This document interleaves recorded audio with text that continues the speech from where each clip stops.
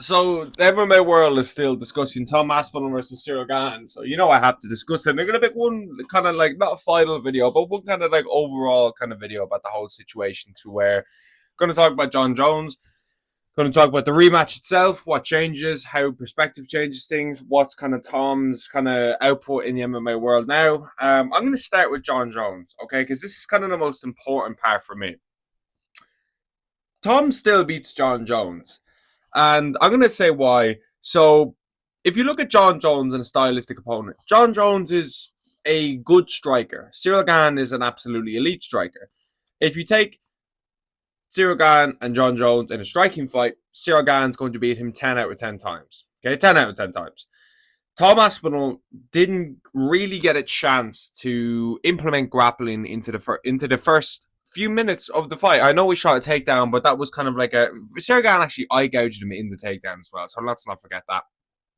It wasn't like a sharp double leg or a sharp single leg where he was able to get him off the cage. Ciryl got underhooks and then was able to maneuver his way out. It just wasn't like that. It was a measly takedown attempt that was poor from Tom. There were poor moments from Tom in this fight, but the takedown wasn't exactly a real attempt as regards. Ciryl did very well stuffing it.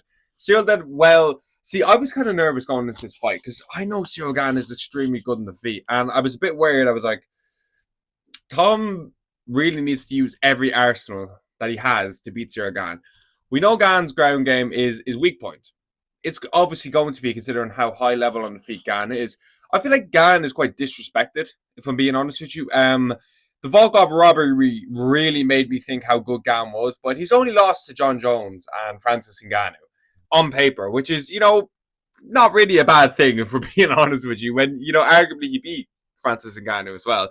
So Ciryl Gane presents a whole load of issues for any fighter, okay? For John Jones as well, there was a reason Jones went in there and shot very early, okay, and didn't engage in striking, because Ciryl Gane's an incredibly good striker. The thing I think people are missing here is Tom didn't get a real chance to implement the grappling. He was exchanging with Gane on the feet. Gane was probably up, a couple of strikes, a couple of leg kicks, nice jabs. But apart from that, Tom landed the head kick. Tom landed the spinning back kick. Tom even landed the heavier low kicks. Tom was the one engaging with the right hand. There were a lot of things people are missing that I'm just seeing. People are just missing it. And it's easy to check Twitter and be like, Tom's face was bloodied up and Gane was just piecing him up on the feet. As much as this was one of the most technically, just entertaining heavyweight fights that I've seen, and it lasted only 2 or 3.5 minutes. I loved every second of this fight. This was so good. I love technical MMA like this, where it's jabs and low kicks and then spinning back kicks. I love that kind of MMA where the danger of Tom going in there and getting him down and submitting him is there, or Tom going in there on the feet and knocking him out is there, but they're really pit and patty and it's kind of like a chess match. I love that. And Ciryl Gane is a chess player. He's not playing checkers, he's chess. The whole John Jones thing as well. I'll get to John Jones first, but the whole stylistic fight of Ciryl Gane is extremely different to a Sergey Pavlovich, is extremely different to an Alexander Volkov. Not extremely different to Volkov, but different in ways. He's extremely different to Curtis Blades. These are kind of formidable opponents that Thomas fought that are going to have a lot more openings on the feet. Curtis Blades, Plotty Man Blades, as Lucas Tracy says, is quite stiff on the feet. It's quite easy for Tom to find the shots. Pavlovich, he's quite like a trader, so he's going to get hit to take one. He takes one to give one, which leads for opening for Tom on the feet. Where Gane is a lot more elusive, a lot more like a butterfly, comes in and does damage. And Gane has power as well. So Tom had his handful in this fight. This wasn't, a fucking bum that, it just, Gane was getting a little bit disrespected. And, I disrespected Gane a little bit. I was picking Tom via first round exchange, if I'm being honest with you. I just thought there's openings. If Tui Vasa can find you on the feet, I thought Tom's speed. That's what I was really backing in this fight. I just thought, I was like, Tom's speed is going to be way too fast for this guy. I was worried though. I was worried Gane would be able to float around the outside. I did say that in my preview as well. Gane might be able to just pick him apart on the outside and go to a decision. Was Gane going to finish him? We have no idea. Was Tom going to finish him? We don't know. The rematch. I've finished watching the Mighty Guru show, which is an incredibly good show. They both make a very good point that the rematch is so big. This rematch is fucking huge. This is an incredibly big rematch. I feel like the whole, John Jones thing. I've said some pretty heinous shit about John Jones on this channel, and I just want to say I mean every last bit of it, simply because how bad of a person John Jones is. So I don't even like talking about John Jones, but I will in this video because he kind of links back into it. Because now that Tom's injured with his eye and Alex Pereira wants to fight, now we'll fight, which shows how much of a coward he really is. That he won't, he ducks Chael Sonnen on short notice. He fails drug tests and he ducks Tom Aspinall, but he'll fight Alex Pereira, who has no grappling. Makes perfect sense.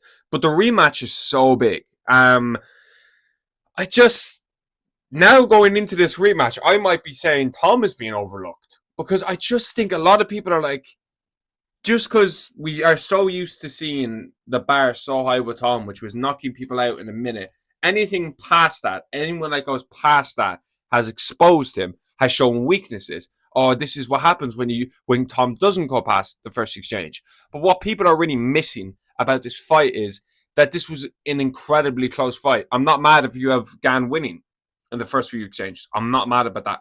Personally, had Tom winning, simply because I value the spinning, the back kick. I value the head kick. I value the heavy low kicks. I value the right hand as well. Tom's right hand did land, not as effectively as would have liked. There were a few moments where he was that close. Tom's speed is something I think Gane is going to struggle with in the rematch, and that's where I think the openings are. I just think Tom is so quick. And the elusive striking he has, just, it does fill me with joy that Gane is really, really entertaining. Gane, I mean, not Tom. I should have, separated them there. But all in all, I'm just really excited for this rematch. I can't wait for this rematch. I hope they get it done before the end of the year. Will they? Probably not. Like, let's be real. We don't know how long Tom is going to be out. We don't know the extent of his injury. Maybe it's out there, but I haven't seen anything on Instagram, or I've checked and I haven't seen anything yet. Maybe the doctor says this guy needs 8 weeks off to recover from this, because it was a double eye gouge and it was deep in his knuckles. I see a lot of people going at Ciryl Gane for being a cheater. He did cheat. Did Ciryl Gane mean it?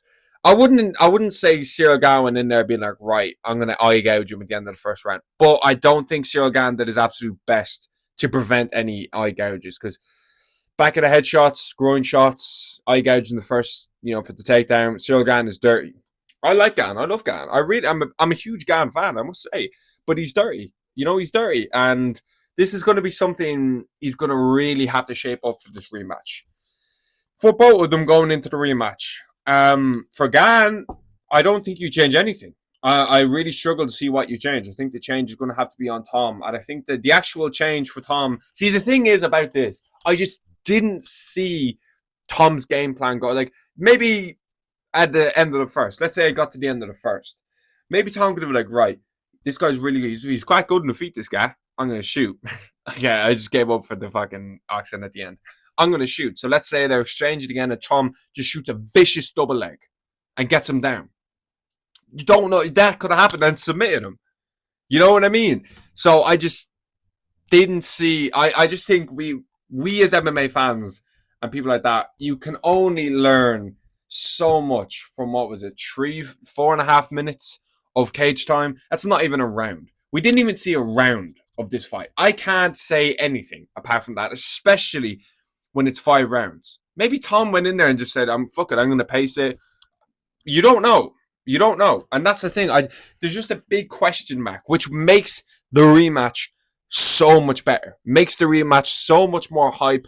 I cannot wait for this rematch, okay? I think everything is riding on Tom on this one. Gane, you know what you have to do. Stick on the outside, jab, low kick, and pick your moments when you're going to get in the range, because you cannot stay in range long with Aspinall. He's too quick. And he's too powerful. And I don't like Gane's odds being in the pocket with Tom. If this is a pocket fight, picking Tom. I'm picking Tom every single day of the week. But John Jones. So obviously he's come out of the woodwork because, Alex Pereira wants to fight him. Typical John Jones to kick a man when he's down, which is Tom Aspinall. He put the eye patch over the duck emoji that he has on his Instagram. Listen, I said what I said yesterday because I meant it. And what he did was he's an absolute fucking scumbag. Go back, go watch my last video. I'm not going to say it again. Just kicks him out when he's down. A guy that he refused to fight. Complete Twitter warrior. Was never the GOAT of this sport. Never has been. Never will be. He's just a drug cheat, and he's remembered for being someone who ducked Tom Aspinall. And maybe he's going to come back for a gimmick fight against Alex Pereira, and he'll just go in there and submit Pereira and parade around the octagon. People say he's the GOAT and stuff like that. But real MMA fans will never forget what Jon Jones did, humiliating the company multiple times, cancelling events, failing drug test against DC, failing a drug test after he knocked him out in the second fight after a head kick. Just a complete terrible human being, in my opinion. And when you have two people like Ciryl Gane and Tom Aspinall, especially Tom, I'm not saying Gane or anything, but I just know I watch a little bit more Tom, who just seems extremely genuine, extremely good, just extremely just a nice bloke who he doesn't care about money. He just wants to fight and be the best, be the most competitive person on the planet. He took Pavlovich on short notice with an injury. And anyone that was saying that Aspinall should have continued, DC and Chael Sonnen, not DC, sorry, Anthony Smith and Chael Sonnen, saying that, Tom should have continued. You can just tell that they've never been champion, okay? That they've never... Now, Smith could have taken it and fucked off with the belt against Jon Jones. He could have taken it, okay? It's so different when you take it... The thing is about MMA as well, and the DJ and Guru made up a good point about the whole Song Yadong versus Hudo fight. Why are people who are illegally doing shit not getting punished enough? They take a point or something like that. If a fight is called off due to an illegal strike from an opponent, I think that person should be disqualified, and it's a win for the other person. Why is it? He fucking illegally ended the fight. I don't get this. If I do something illegal, I go to jail or something like that. If I do something illegal to someone and they get punished for it, and I don't really get punished, we both just go. The law just goes, nah, we'll just cancel it. We'll just cancel it out here. No contest. Everyone just go home. Well, what? That makes no sense. I don't get it. Gane fucking double eye gouged him. Gane should be disqualified. Okay, this is going to be Ciryl Gane's 5th time at a belt, which is insane. 4 undisputed and 1 interim, which is insane. But the whole thing doesn't make sense to me. This is going to be one of my last videos on this until it gets announced. I might make a video on Poirier Makhachev because Islam said he'd fight him at the White House, which could be just absolutely insane. But to top it all off, I'm extremely excited about this rematch. The fight's 10 times bigger than it originally was. I have watched it a good few times. I genuinely do believe Tom Aspinall was on his way to win that fight. I do. I think he was going to implement the grappling a lot more, giving Ciryl Gane a lot more to worry about. Maybe he would have found out the range a little bit better because Ciryl Gane's extremely hard to find out range with. We just don't know. And that's the beauty of the sport. We're going to find out. Like, subscribe, and thanks for watching.